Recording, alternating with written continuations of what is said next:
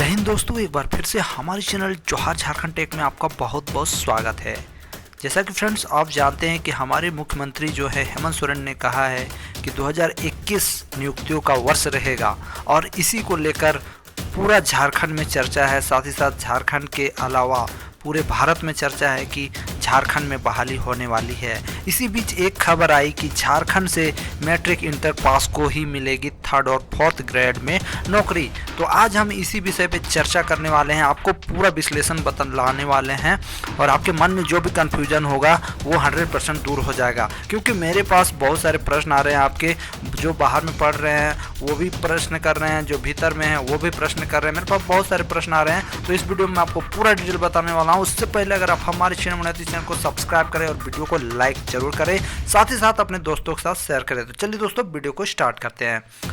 सबसे पहली बात कि झारखंड में जो नियुक्तियां होने वाली है उस पर एक न्यूज़ आया है जिसमें लिखा गया है कि स्थायी नीति में बदलाव की तैयारी, झारखंड से मैट्रिक इंटर पास को ही मिलेगी 3rd 4th ग्रेड में नौकरी, ये कहा गया है।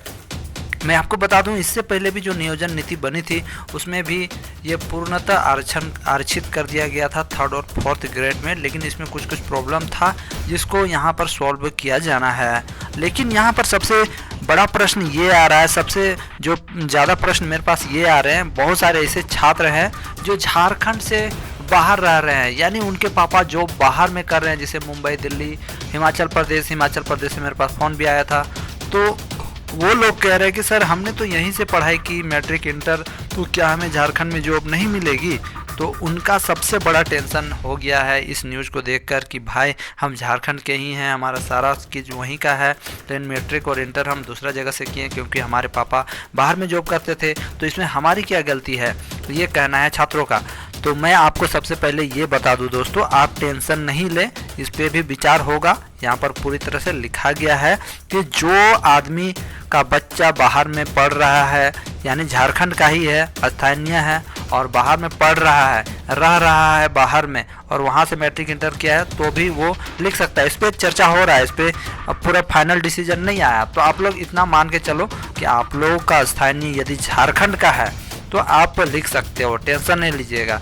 लेकिन आप झूठ मूठ का बोलिएगा कि हम झारखंड का हैं और आप बिहार या उत्तर प्रदेश के दूसरे राज्यों के हैं, तो भैया आपका नहीं होगा। अब यहाँ पर बहुत लोग टेंशन में ये भी आ गया, दूसरे राज्य वाला लोग भी झारखंड में रहता है, तो वो लोग भी टेंशन में आ गया है कि अरे यार अब हम लोग का क्या होगा, हम लोग तो यहाँ से पढ़वे नहीं किए हैं, हम लोग तो दूसरे जगह से पढ़े हैं, यहाँ रह रहे हैं, तो हम लोग का कैसे होगा? तो बाबू देखो, राज्य सरकार के पास उतना मतलब उनके पास वो हक होता है, उनके पास वो क्या बोलते हैं उसको, राइट होता है जिससे कि वो नियम बना सकता है। जैसे कि अब मैं आपको एक उदाहरण देके बताता हूँ, बिहार सरकार ने क्या किया। बिहार सरकार ने जब नीतीश की सरकार अभी भी थी और अभी भी है और पहले भी थी, तो नीतीश सरकार ने 95,000 पदों पे शिक्षकों की बहाली निकाली। उसमें उन्होंने साफ साफ लिख दिया कि सिर्फ बिहार का नागरिक, बिहार का स्थायी निवासी होना चाहिए, साथ ही साथ भारत का नागरिक होना चाहिए।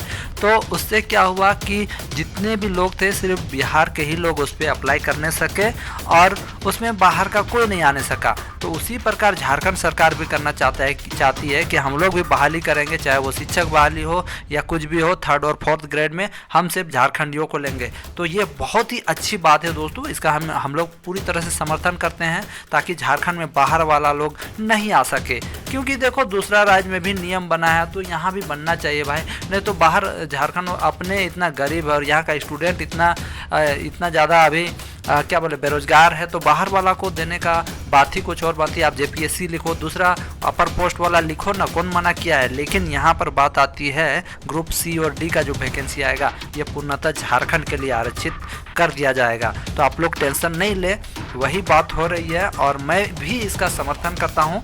लेकिन मैं झारखंड सरकार से कहता हूँ एक बात कि ये सब आलतू फालतू नियम बनाने से अच्छा आप सिंपल सा नियोजन नीति में ये लिख दे कि झारखंड का अस्थायी निवासी होना चाहिए। मैट्रिक इंटर कहीं से भी करे कोई दिक्कत नहीं है, लेकिन झारखंड का अस्थायी निवासी होना चाहिए। साथ ही साथ बहाली होने के बाद भी, जैसे उनका जब उनका चेकिंग होता है सर्टिफिकेट, उस टाइम पूरी अच्छी तरह से चेकिंग होना चाहिए और उनका उनका जो है खतियान भी देखना चाहिए, क्योंकि जब आप स्थानीय सर्टिफिकेट बनाने जाते हो जातीय आवासीय, उस टाइम आपको खतियान लगता है।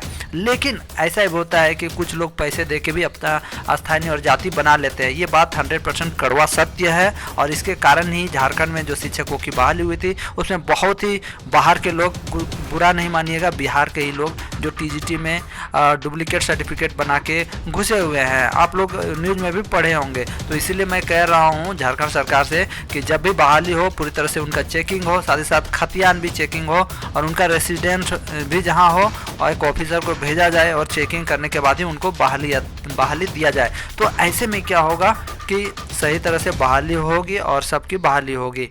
तो आप लोग मेरी बात समझ गए होंगे, और झारखंड सरकार को जल्द से जल्द नियोजन नीति पे फैसला करना होगा और जल्द से जल्द बहाली निकालनी होगी। बहुत सारे लोग परेशान हैं, स्टूडेंट खासकर परेशान हैं।